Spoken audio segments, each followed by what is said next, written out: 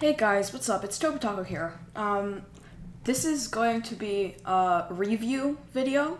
As you guys probably know, or maybe don't know, Terraria Journey's End came out. I know I'm almost 2 weeks behind on this, but I didn't have any time to record earlier, so I couldn't go over all of the new things in this update. I can't play Terraria Journey's End because I have it on mobile and not on PC. But mobile Terraria 1.4 is supposed to be coming soon, so let's see what's up. So, major features. Added Journey Mode, a brand new world and character difficulty mode that offers unprecedented control over the way you play. Features unique powers such as item duplication. I think that they patched some previously known duplicating abilities as well. Weather control, spawn rate, and difficulty sliders, and more. Added Master Mode, a new highest difficulty surpassing that of Expert. Test your skills against even harder challenges and be rewarded with some unique rewards from each boss. I'm pretty sure that there's a lot of new mounts and pets from the Master Mode update with a 1 in 4 chance of dropping with any enemy. And I am pretty sure that the one that drops from the Flying Dutchman from the Pirate event is the strongest out of them all, as it's the same speed, it's the fastest mount in the game. Now, added 2 brand new bosses to seek out a challenge: Queen Slime and Empress of Light. I'm pretty sure the Empress of Light is like a Hallow boss. I'm pretty sure that the Queen Slime is as well. I might be wrong though. So the Empress of Light, you need to grab like some butterfly thing, and then like it spawns, and then if you fight it in daytime, it'll be enraged, and even if you're on the lowest difficulty, it's a one-hit kill. And then the Queen Slime is kind of like a harder King Slime, I'm pretty sure, something like that, and it drops the volatile gelatin, I think, or something like that, which shoots out jello balls in expert mode, obviously. Now, Bestiary, an encyclopedia of the enemies, allies, and critters you encounter on your journey. So this is just like, just kind of like, what's it called? If you guys ever played Plants vs. Zombies, you know how you have all of those like plants that you can unlock and all the different zombies? Yeah. Yeah, so I'm pretty sure that that's the... Okay, next thing, golf. So a new fun pastime when you want to break from all of the monster slaying. I watched a video by Chippy Gaming, I think it was. You can use the golf to your advantage at a lower level to find floating islands. It's a very effective strategy. You use a wedge and you shoot the golf ball up into the sky, and then you'll be able to find different things because it follows the golf ball. The camera follows the golf ball, which is really useful. Added windy day weather, along with various ambient effects and even some enemies. So I'm pretty sure that lets like the trees sway and all that jazz. And now, added town pylons and NPC happiness, an expansion on the town system that culminates the ability to build a teleportation network to towns around the world. That is something that changes how the game plays. The pylons allow you to teleport, as said, and usually a lot of people will group all of their NPCs in like huge towers on like one area of the world, but now since the happiness, you have to put them into the biomes that they like to be in and next to the NPCs that they like to be in. So, and then moving on, added the hidden luck system. I'm actually going to move on to this because this is something so that changes the gameplay as well. So, luck is a hidden statistic that influences the random nature of various activities in Terraria. There are various ways to increase and decrease the statistic, such as buff potions and torch placement. Players can estimate their luck value by speaking to the wizard. Luck influences many of Terraria's randomly chosen items and events, such as the chances of value and new unique item drops, rare enemy spawns, NPCs' first appearances, like the Goblin, Tinkerer, and Wizard, fairy spawns, and rare traveling merchant inventory items. Now, back over to here, onto the menu and UI. This part I might skip a bit because not as much matters on here, such as the Razer and Corsair and Logitech hardware having RGB lighting now.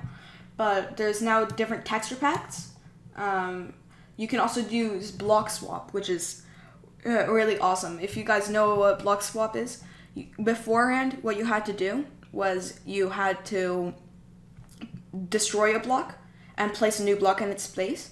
But now what you can do is you can just place a new block in its space, and it'll just destroy and place the block instantaneously, which is a really good way to mine. Now, onto more things. There's new intro splash screens and an intro sequence, which is not as big of a deal, but it's still fun to watch. And there's emotes now, which is cool. Oh yeah, bosses also have health bars. Before that was a mod. And yeah, you can also change the mana bar style options, like mana and health bar, which is pretty cool. Now, Ambience. Added a variety of ambient background objects in the sky. I'm pretty sure that includes like things like clouds shaped as fish and stuff like that. I'm just taking a guess right now, but I'm pretty sure that that's what it's like. And then World Gen and Biomes. Still on Ambience. The Graveyard Mini Biome. This is actually a very useful biome because it allows monsters to spawn during daytime. And then it also allows you to get echo blocks from the cyborg if he lives in the graveyard. So echo blocks are invisible blocks, which are kind of like equivalent to barrier blocks for Minecraft, which the barrier blocks are invisible unless you hold a barrier. But for this, the echo blocks are invisible unless you wear the special goggles that the cyborg sells when he's in the what's it called? Graveyard. So, yeah, there's new thunderstorm ambient weather, a chance for meteor showers, which increases falling star rates by a lot, meaning that at lower levels, if you have a meteor shower, you can almost really quickly get max mana, which is really useful. New falling star animations in the sky, yeah. So you can see the falling stars come down as well. And the players can also blink, close their eyes, squint, and all that jazz, such as like in the desert, they might squint if they don't have any sunglasses on or something like that. And then since there's this much stuff, I think I'm just going to, if you look at this right here, you can see that when I press the arrow, it barely goes down. So I'm just going to read over the first part up to about where here is, about the vanity, and just quickly go over it. So new world gen and biomes. There's new things that spawn naturally, such as cattails, lily pads, and underground desert has a lot of structural changes. Oasis mini biome, which is also it's in the desert. It's just kind of like a huge pool of water. Really cool. And then flower patches also have been started to be made now. And then there's new shell variants, new moon appearance variations, several new traps to world gen. So if you're playing hardcore, I would recommend you be aware and carry a brown pressure plate around with wherever you go, because new traps equals more damage and more death chances. And there's also a lot of more just changes to the looks, tiny bit more items such as the decoration items.